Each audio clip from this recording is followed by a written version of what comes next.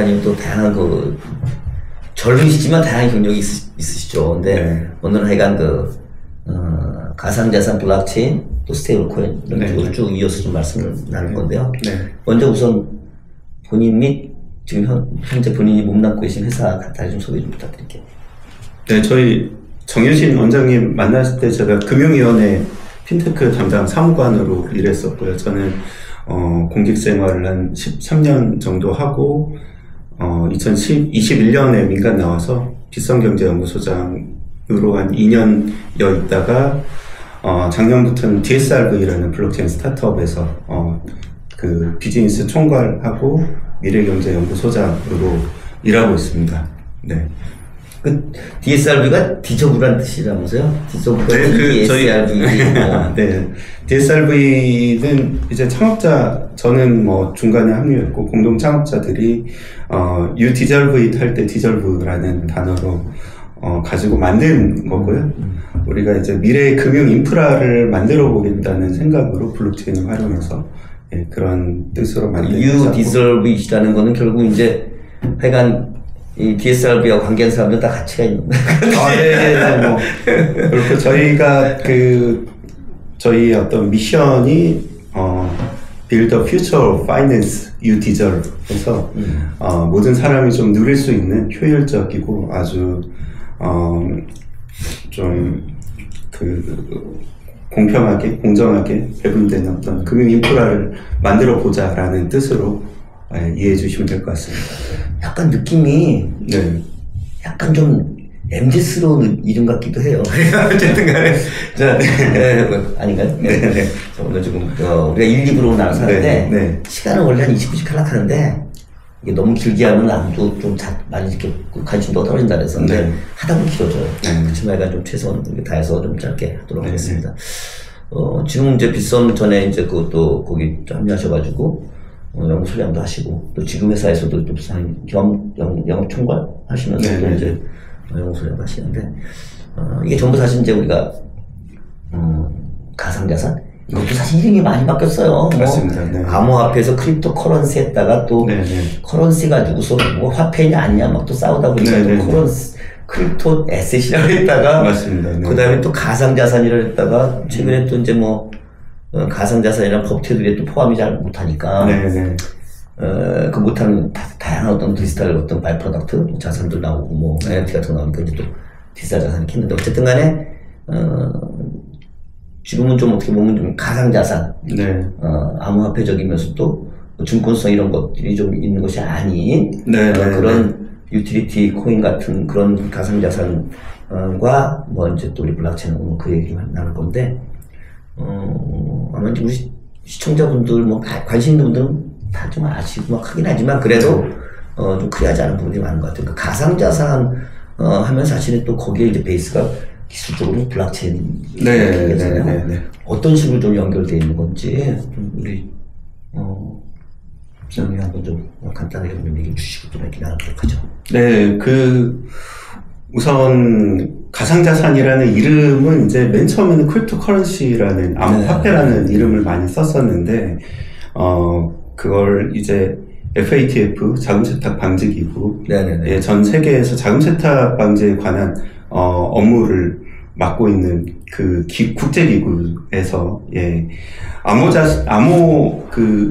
암호화폐라는 이름이 기존의 화폐의 기능을 대체하지 못한다라고 해서 어떻게 보면 좀 부정적인 인식을 담아서 버추얼 에셋이다. 이거는 가상의 자산인 거지 어떤 화폐도 아니고 실질적인 가치는 없다라고 해서 이제 가상자산이라는 이름을 법률적으로 많이 담고 있는데요. 사실 업계에서는 좀 저 개인적으로도 크립토 에셋, 그러니까 암호 기술을 써서 만든 거고 어떤 화폐로서는 기능을 좀 못하는 측면이 있기 때문에 암호 자산이라는 용어가 좀 적절하지 않나라고 생각을 하고 있고요.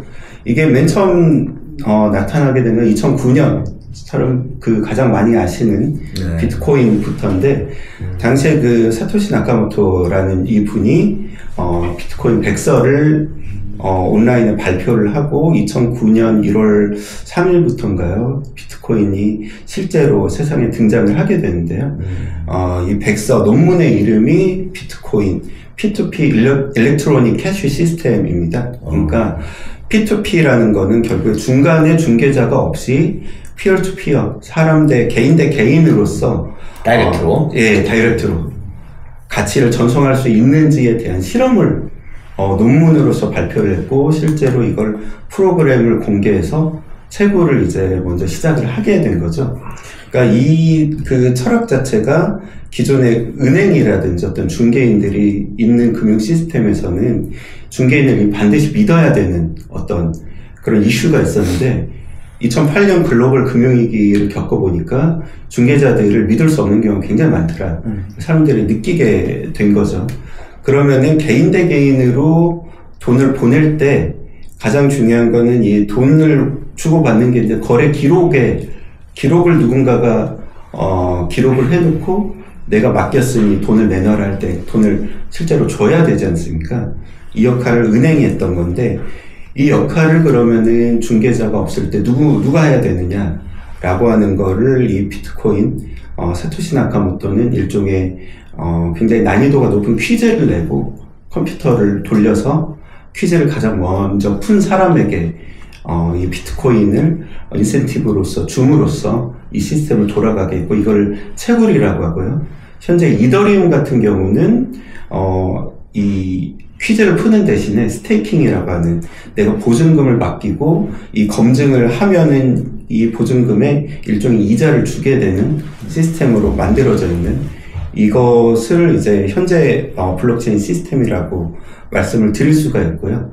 그렇다면은 현재의 비트코인이나 이더리움 그리고 나머지 가상자산은 이 새로운 그 분산형 금융 시스템이 돌아갈 수 있게 하는 인센티브 시스템이라고 볼 수 있는 거라고 설명드릴 수 있겠습니다.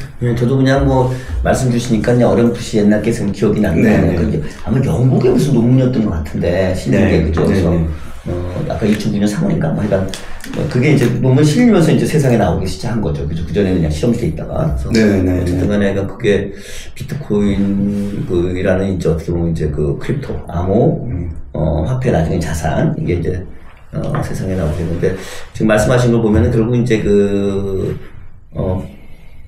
비트코인이라든지 또는 이더리움이라든지 이런, 그런 이제, 우리 소부사님 이제 크립토 에셋 또는 뭐 이제 아까 그 자원재단 뭐 국제기구에서 이제 가상자산 뭐 이렇게 버추얼 에셋 이렇게 표현했지만 어쨌든 간에 그게 올라가 있는 그 기반은 인프라 기반은 블록체인이라는 기술 기반이고, 이것의 특징은 아까 말씀하신 걸 보면 이제 기존에 우리가 갖고 있는 어떤 그런 중개 시스템, 중개도 사실 두 가지 있잖아요. 그러니까 은행같이 이렇게 간접적인 중개로서 인터미디어트라는 게 있고, 그리고 증권회사 같이 다이렉트리인지 브로커리지가 있고, 그런데 어쨌든 인터미디어트라는 이런 가운데서 그렇게 하는 거를 사실은 이제 없이 직접 함으로 해서 크레딧과 모든 것 다 할 수 있는 시스템을 만드는데, 그 시스템은 블록체인이고, 근데 그거를 하게 하는 어떤 그런 뭐랄까 방아쇠랄까 뭐 이제 그런 부분들은 크립토커런시는 난제를 푸는 거고, 그래서 이제 그 보상 인센티브를 주는 거고, 이더리움 같은 경우는 이제 보증금 형태로 해가지고 받아서 이렇게 하는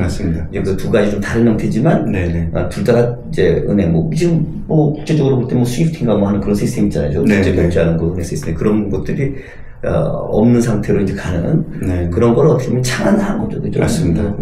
그렇게 해서 개개인 간에 그 갖다가 이렇게 투명하게 할 수 있는 그런 걸 만들어서 한 게, 그리고 지금 말씀하신 블록체인 기술과 크립토 에셋 또는 그 버추얼 에셋이 연결되는 그런 구조다.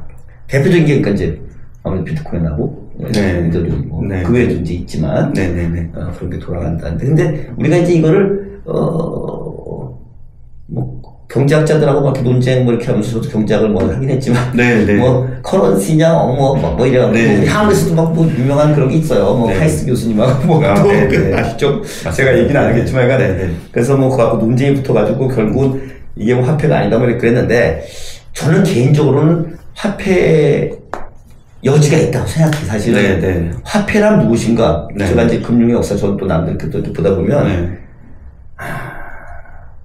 약속이거든, 약속. 네.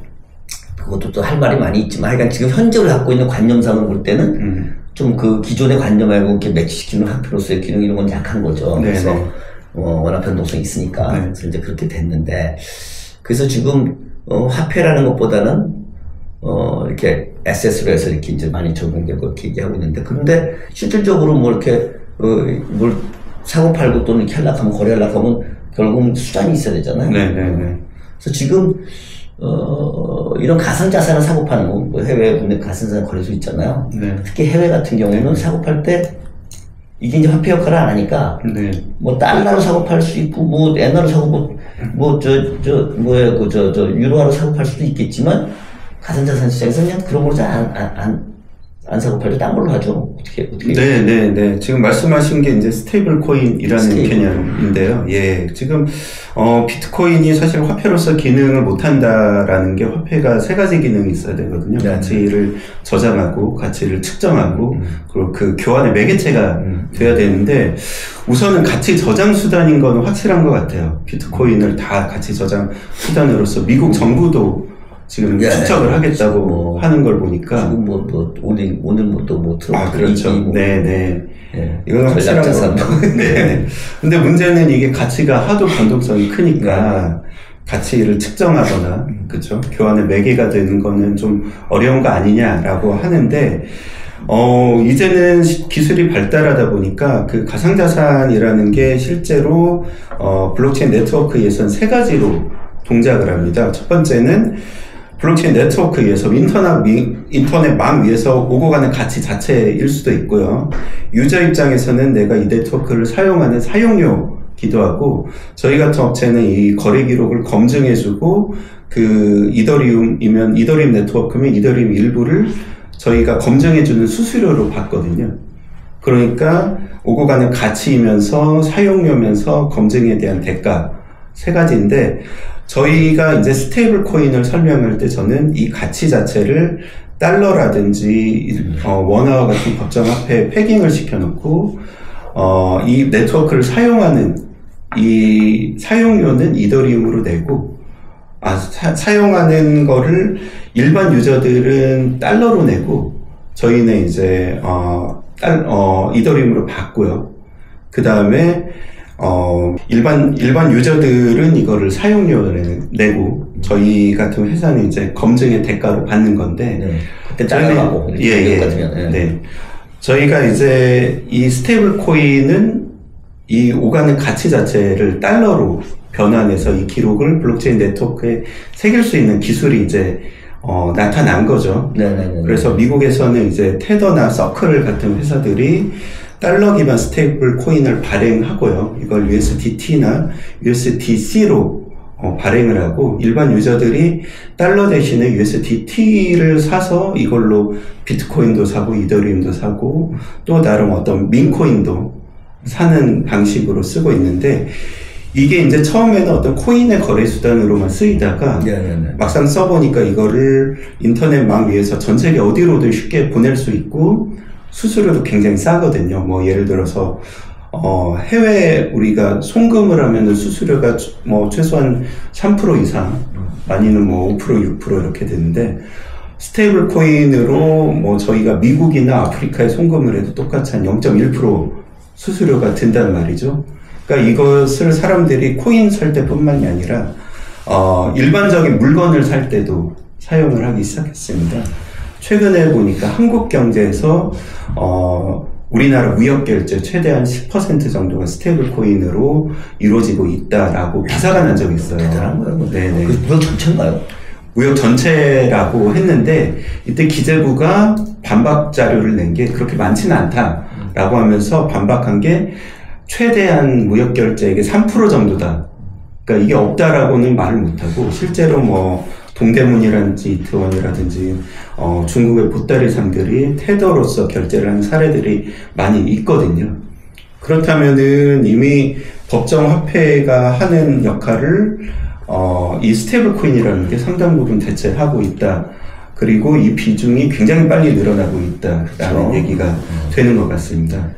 사실 제가 보기에도 뭐 10%까지는 아닐 것 같아요. 10%는 좀 많은 것 같아요. 제도적인 그런 정치에 있는 데들이 그렇게 하기 쉽지는 않잖아요. 그러니까 뭐 이제 오파상들, 우리 뭐 쉽게 얘기하는 오파상들이 이렇게 뭐 하거나 아니면 이제 뭐 이렇게 온라인으로 할 때 뭐 해외하고 이렇게 주로 해외하고 할 때 하겠죠. 국내에서 아직까지 그게 본격화되기는 쉽지는 않을 거고 해외에서 할 때는 이제 뭐 당연할 것 같아요. 일단 뭐 이름이 스테이블 코인이니까 스테이블 한 거잖아. 그러니까 야 내가 환변동 싫다. 내가 환변동 갔다가 저기 하려니까 환변동 갔다가 저기 하려면 해지해야 되잖아. 해지 코스트 갖다 내가 뭐 드려야 되냐? 뭐 이런 거잖아요. 맞습니다. 맞습니다. 그냥 환변동 리스크 없는 스테이블 코인을 사갖고 내가 이렇게 하면 서로 쌍방 간에 야 이거 서로 당신 이 가격 나하고 맞아? 그러면 서로 야 그 가격 내가 팔게 그 가격 내가 살게 이렇게 하려고 보는데 갑자기 다 그 다음에 환율이 바뀌어가지고 이렇게 하면 야 조금 더 좀 이따 다시 생각하자 이럴 수 있잖아요. 근데 스테이블 코인을 하면은 그냥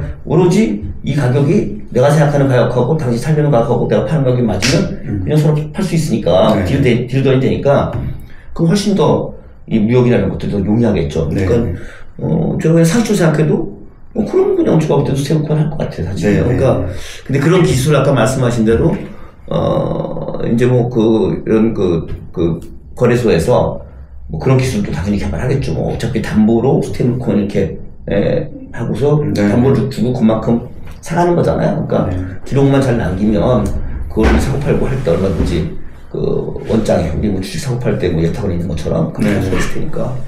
근데 스테이블 코인이 우리가 이런 비트코인이라든지 뭐 이런 대비 변동성이 없기 때문에 물건 살 수 있는 그런, 그러니까 지금은 이제 가상자산 또는 크립토 자산을 사고 파는 그런 수단이지만 점점 그거 외에 이커머스라든지 뭐 또는 일반 유통에 쓸 수 있다 했는데 스테이블 코인이 우선 조금 좀 뒤로 돌아갔지만 이름이 스테이블 안전적인 코인이잖아요. 그래서 왜 뭐 스테이블 코인이 뭐 어떤 건지 간단하게 좀 설명을 좀 주시고 하도록 하죠. 그 스테이블 코인에 대해서 이제 뭐 뉴스에서 들으셨던 분들이 가장 먼저 떠올릴 수 있는 게 이제 테라루나 사태 때 테라라는 게 스테이블 코인인데 스테이블을 하지 않아서 이제 세계적으로 큰 사고가 났던 그걸 떠올리실 수가 있는데 미카 법안 EU의 디지털 자산 법안에 보면은 이 스테이블 코인을 담보형과 무담보형으로 나누고 있습니다. 그래서 무담보형이라는 거는 이제 테라와 같은 스테이블 코인 달러를 발행하면서 담보를 잡지 않은 것을 이제 무담보형이라고 하고요. 지금 뭐 테더나 서클에서 발행하고 있는 스테이블 코인은 담보를 달러 자체로 잡고 혹은 달러라든지 미국 국채 등가물 달러 등가물로 잡고 100%의 그 리저브 자산이 준비금이 있어야지만 스테이블 코인을 발행하는 형태로 지금 하고 있습니다. 그렇다 보니까 이 발행액이 현재 한 2천억 달러를 넘어섰는데요. 2천억 얼마요? 우리 돈으로 한 300조 정도 이제 되고 있습니다. 300조니까 이제 스테이블 코인의 발행액이? 맞습니다. 대부분 이제 달러로 발행이 되고 있고요. 이게 또 미국뿐만이 아니라 굉장히 중남미 쪽에서 많이 사용된다 그래요. 중남미 쪽에서 베네수엘라나 아르헨티나 같은 국가들에서 굉장히 많이 사용이 되는데 자국 통화가 불안정하면 그냥 차라리 스테이블 코인 맞습니다. 여기에서 한다는 얘기가 이 심한 경우에는 인플레이션율이 100%가 넘어요. 1년 동안에 내 돈 가치가 절반 이하로 뚝뚝 떨어지니까 월급날마다 스테이블 코인을 산다 그럽니다. 예전에 암시장에서 달러 사기는 굉장히 어려웠는데 스테이블 코인은 상대적으로 굉장히 쉽게 살 수 있고요. 그렇다 보니까 이 스테이블 코인의 수요는 굉장히 늘어나고 있고 테더라든지 서클 같은 회사들은 이 스테이블 코인을 발행할 때 그 담보 이 발행액만큼을 이제 대부분 미국 국채를 사는데 사용을 하고 있거든요. 그래서 얼마 전에 이제 테더사에서 밝힌 내용을 보면은 테더가 보유하고 있는 미국 국채 양이 독일 정부가 보유하고 있는 양보다 많다는 거예요. 전 세계 독일이면은 아마 5, 6위 정도 하지 않아요? 독일이 19위였고 생각보다 많지 않고 18위가 아마 제 기억에 대한민국. 대한민국하고 이제 비슷한 수준으로 미국 국채를 보유하고 있습니다. 그러다 보니까 이제 미국 정부도 처음에는 좀 부정적인 인식이 있었는데, 미국 하원의장을 했던 폴 라이언 상원의원이라는 분이 이런 얘기를 해요. 스테이블 코인이 미국 국채의 가치를 떠받치고 있다. 네, 미국 국채 수요를 예컨대 그 전에 보면 미국 국채를 가장 많이 사던 데가 중국 정부잖아요. 네. 중국의 중앙은행이 예를 들어서 미국 국채를 한 번에 던진다 그러면은 미국 국채 이자가 오를 거고 이제 국채 가치 자체가 이제 떨어지는 그런 사태가 일어났을 때 미국 그 중앙은행의 엄청난 부담으로 올 거지 않습니까? 그렇죠. 예, 그런데 새로운 미국 국채 수요를 발견했다. 그러면서 미국 정부의 어떤 입장도 우호적인 방향으로 변화하고 있다라고 보여집니다. 중요한 얘기 하신 것 같아요. 그러니까 스테이블 코인이 이제 뭐 담보 부담비용 근데 미카가 뭐 약자더라 그 M이 마케팅 네, 마케팅 뭐 갑자기 생각나네. 수가 크립토 에셋. 네, 크립토 에셋. 예. 마케팅 크립토 에셋. 맞아요. 네. 약간 그 ECB, 네. 유럽 중앙은행에서 실제로 이제 그 만든 그런 법안인데, 그러니까 어떻게 보면 이제 종합법안이죠. 최초의 네, 종합법안이기도 하고, 근데 거기서 이제 담보형 무담비용 나는데, 그러니까 사실 무담비용은 일종의 로직할, 로직에 따라서 이렇게 했던 거죠. 네. 그래서 무담보형은 뭐 이런 거 했는데, 예, 대부분의 나라가 무담보형은 이제 거의 뭐 불법화를 했고요. 네, 그건 금지된 상황이고. 제가 보기에도 이제 그러다 보면은 너무 그 플러팅이 변동이 심해가지고, 네. 여러 가지 이제 뭐 리스크가 있다 보면 잘못하면 초기 시장에서의 리스크는 잘못하면 그 시장 갖다가 네. 암치게 할 수가 있거든요. 맞습니다. 근데 뭐 굉장히 뭐 좀 나쁜 그 이미지를 줘가지고, 그러니까 굳이 좀 안정이 되면서 마켓 프랙티스가 쌓였을 때 그렇게 확장하는 게 맞다는 생각이 들고요. 그다음에 지금 뭐 얘기하신 거 이렇게 하다 보니까 그게 뭐죠? 그 트럼프 대통령이 이제 차기 뭐 시작이 되는데 전략적 준비 자산 그래갖고 그래서 비트코인 스트라티직 그 뭐 무슨 BSP였나? 뭐 하여간 프로그램 뭐 그런 거였죠. 뭐 그렇게 해가지고 BSR인가 리저브인가 뭐 해가지고 BSR이겠네. 비트코인 스트라티직 리저브. 네, 그랬던 것 같습니다. 아마 그런 것 같아요. BSR 아니면 BRS, 뭐 BSR 가는 것 같아요.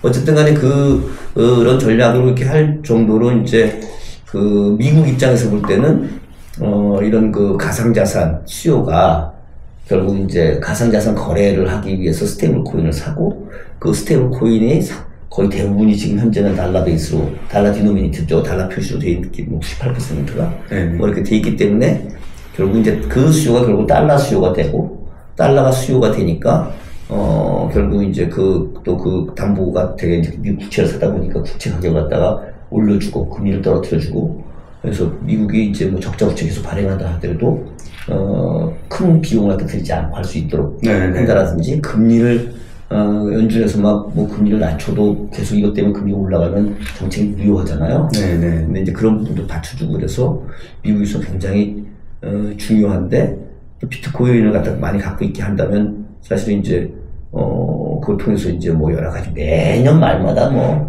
미국이 그냥 무슨 연방 정부가 무슨 예산 빵꾸라니 맨날 했잖아요. 맞습니다. 볼튼이 오는데 그런 부분도 상당히 완화할 수 있다. 그때 결국 이유는 뭐 그런 얘기를 갖다 트럼프가 당선되기 전에도 얘기했고 뭐 계속 강화시켜서 얘기하고 또 뭐 최근에 트럼프 가하는 무슨 뭐 하나 있잖아요. 무슨 파운데이션인가 뭐 있는데 거기서 또 월드 리버티 150억인가 비트코인 샀다는 얘기도 있어요. 네. 제가 뭐 거기 뭐 정확히 제가 확인은 해보지 못했는데 그런 얘기가 있더라고요. 저도 뭐 정확히 모른다. 그런 기조 자체가 이런 쪽으로 이제 앞으로 뭐 큰 변화를 좀 일으키는 거죠. 네. 우선은 그 달러 패권 유지라는 관점에서 봤을 때 두 가지 말씀하신 게 이제 스테이블 코인을 통해서 미국 국채에 대한 수요를 계속 가져간다라는 점 하나랑 지금 상황에서 봤을 때 달러가 굉장히 강세잖아요. 전 세계에서 달러를 갖고 싶어 하는데 그러면은 달러를 위협할 만한 이 미국의 어떤 국채 말하자면 빚이죠. 미국 정부의 빚이 부채가 끊임없이 늘어나는 상황에서 갑자기 달러에 대한 어떤 신뢰가 떨어졌을 때 달러를 위협할 만한 어떤 화폐는 뭐가 있을까? 위안화는 이미 자기들 한번 눌렀다라고 보고 그 다음에 위협적인 게 이제 비트코인인 거죠. 네, 그렇다면은 이 비트코인을 오히려 끌어안음으로써 달러 패권을 위협하는 세력들을 이제 그런 위험 요소들을 제거했다라고 볼 수 있을 것 같고요. 적으로 돌릴 게 아니라 네, 일로 와. 맞습니다. 야, 끌어안는 거죠. 잘해줄게. 적일수록 더 가까이 하라는. 네. 그래서 뭐 끌어안았잖아요 이번에. 맞습니다. 끌어안아도 된 거 아니에요? 이제 그 이유만은 아니겠지만 어쨌든 네. 끌어안아가지고 가상자산 끌어안아서. 예. 그러면 이제 이런 변화가 이제 지금 뭐 좀 이쪽에 가까이 있는 분들은 이것 때문에 이제 시장에 상당히 변화가 있을 거라고 생각하고 있긴 한데 더 이제 빠르게 변화가 일어나겠죠. 네. 트럼프 좀 2기 정부가 시작이 됐으니까. 네. 좀 어떤 것들이 해외에서 좀 앞으로 좀 이미 진행되는 것도 좀 있잖아. 네. 그런 거 한번 좀 간단히 짚어주실 수 있을까요? 네, 우선, 스테이블 코인이 처음에는 말씀드렸다시피 이제 해외 거래소에 상장되어 있는 어떤 가상자산, 코인을 거래하는 수단으로서 쓰이다가 이제 페이팔이나 비자나 마스터카드 같은, 기존의 어떤 결제, 송금 업체들이 스테이블 코인을 국경간 결제라든지, 소매 금융의 어떤 수단으로서 활용을 하기 시작했다, 라는 게 최근의 트렌드고요. 기존에 이제 비자망을 생각해 보면은 비자가 그 신용카드 결제망을 유지하는데 그 보안 비용으로서 연간 한 1조 정도를 쓴다라고 알려져 있습니다. 근데 이더리움 네트워크, 솔라나 네트워크를 활용할 때 그 비용은 거의 뭐 100분의 1 수준이거든요. 그러면은 기존의 카드 수수료가 수십 분의 1로 100분의 1까지는 아니겠지만 뭐 몇십 분의 1로 줄어들 수 있는 가능성이 열린 거고요. 기존의 결제 송금 시장이 굉장히 효율적으로 재편되고 있다라고 말씀을 드릴 수 있을 것 같습니다. 갑자기 또 생각이 나는데요. 섬사님, 난 이렇게 문제인데 네. 은행은 계속 잘 나가고 있었는데 카드사가 사실 좀 삐약삐약했단 맞습니다. 간편하지 나오고. 네네. 그냥 비자 같은 것도 계속 혁신하고 이렇게 해온 건데 이때까지 카드사가 또 다른 그런 쪽으로 어프로치를 해가지고 하게 되면은 은행은 사실 좀 이제 또 뭐 좀 그렇게 여러 가지 좀 이슈가 생길 수 있는 반면에 카드사는 또 새로운 혁신 통해가지고 또 이렇게 또 새로운 길로 갈 수 있겠다는 생각이 좀 드네요.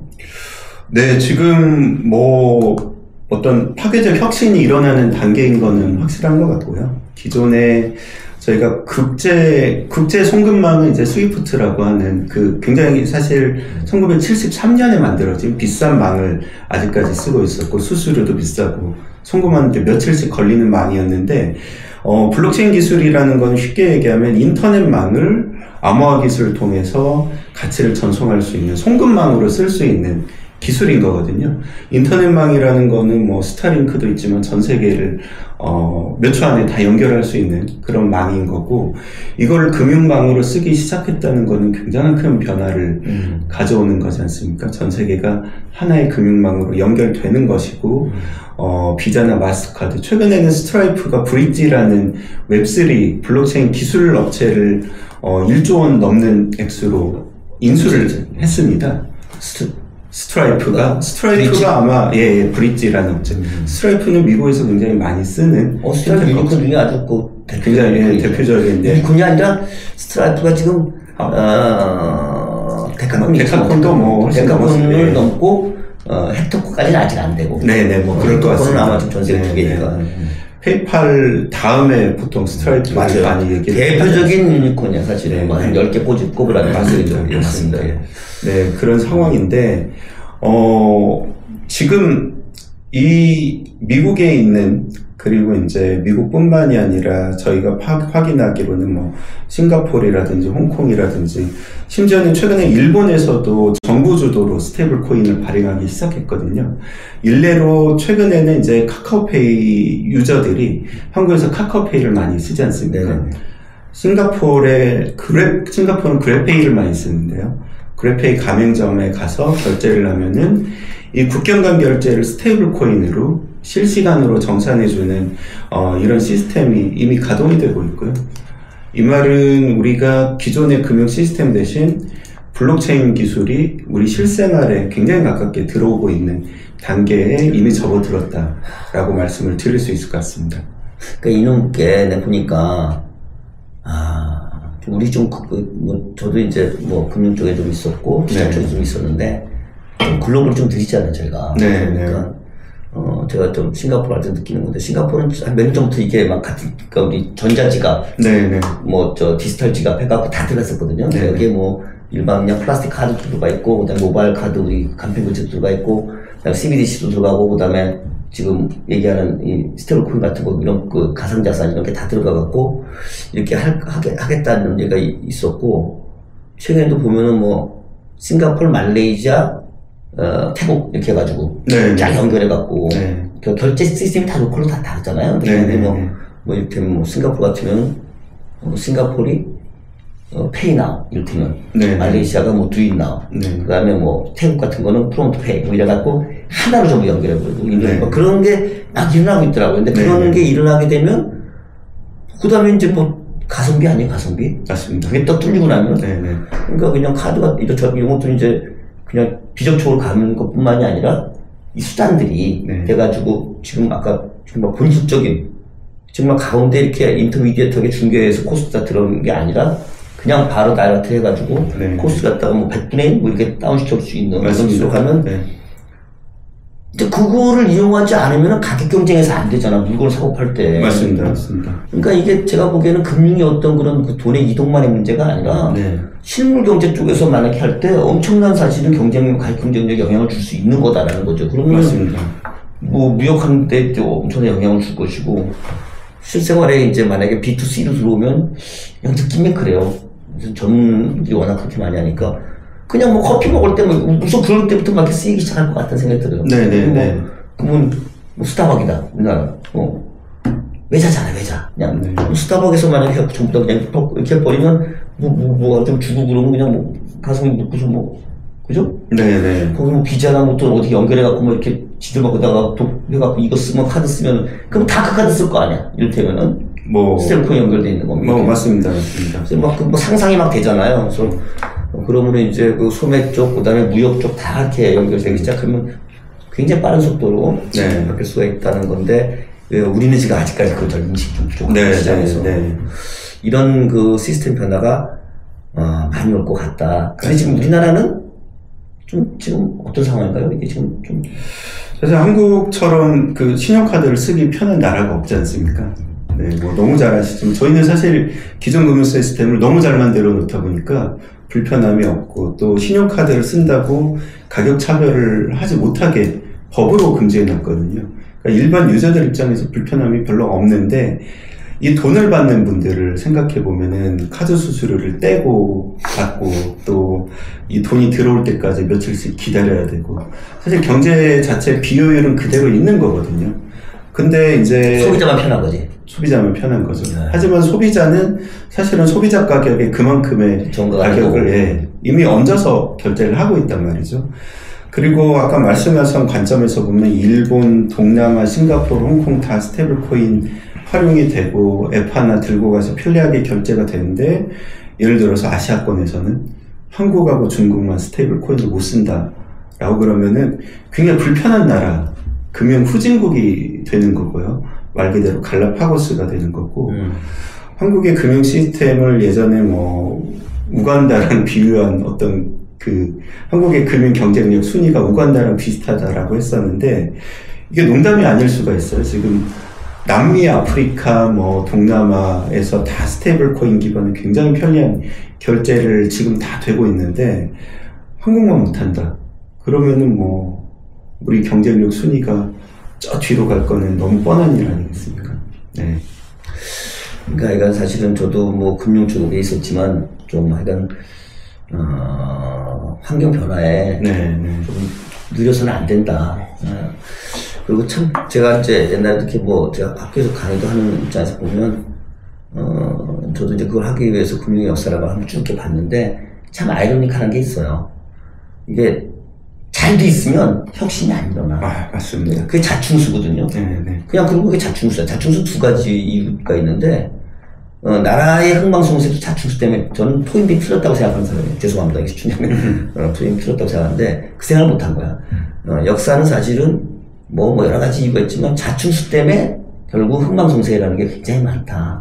그러니까 이해상충만이 아니에요. 전에 게 너무 잘 돼 있으면 바꾸는데 코스트가 많이 들거든? 그러니까 안 바꿔. 그러니까 한쪽은 그냥 그런 게 없으니까 싹 바꿔버려요. 그리고 혁신이 나갖고 무지하게 비용 싸고 막 편리하게. 그러면 그냥 갑자기 선진국 수준이 싹 바뀌어버리는 거예요. 국가도 그렇고 기업도 그렇고 개인도 마찬가지다 이렇게 생각하거든요. 그래서 우리가 3대 못 간다 그러는데 그건 기업이랑 국가는 똑같아요. 그래서 항상 그런 거를 인식을 못하면 굉장히 위험하다. 이제 한국이 어떻게 굉장히 잘 때 왜 이렇게 하냐만 생각할 게 아니라 사실 편리한 것만 생각할 게 아니라 그걸 딴 게 혁신이 일어났을 때 얼마큼 총체적으로 코스트를 다운시키고 가슴을 좋게 하냐를 항상 염두에 두지 않으면 안 되는데 지금 우리가 좀 그런 좀 위험 리스크에 처할 수 있지 않을까 하는 그런 말씀을 주고 저도 거기에 많이 동의합니다. 우리 뭐 사실 어렵다는 어려운 것도 쉽게 뭐 풀어주셔서 감사하고요. 이어서 한번 또 진행하도록 하겠습니다. 알겠습니다.